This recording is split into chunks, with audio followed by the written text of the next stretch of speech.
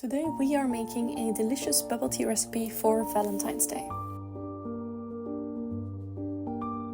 For this recipe you need strawberry flavored powder, creamer, sweetener, strawberry jam, tapioca pearls and chocolate cream foam. You and your loved one deserve to be spoiled, whether they're a lover, a friend, a family member or a colleague. For one drink, add 200 milliliters of hot water. Then take your strawberry flavored powder and add 3 scoops to your cup. Then add 1 scoop of creamer. Take a ladle and add your sweetener.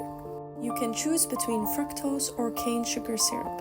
Fructose is very sweet, so you need less, but cane sugar is more a natural sweetener. For this recipe, we chose to use cane sugar syrup.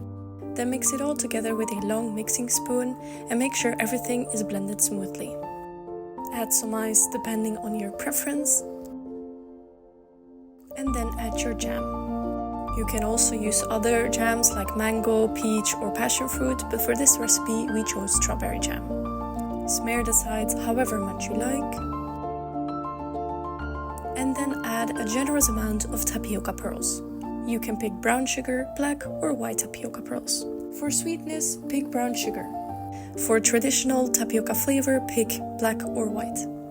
And now it's time for our chocolate cream foam. This is a mixture of chocolate cream foam powder, whipped cream and milk. Add how much you like on top. We added at least 3 scoops.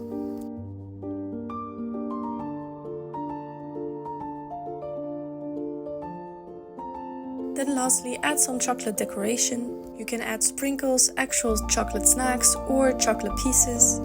You can freestyle it however you want.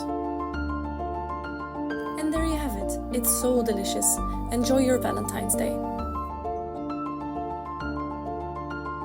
Follow our YouTube channel and our TikTok page for more tips and tricks about bubble tea.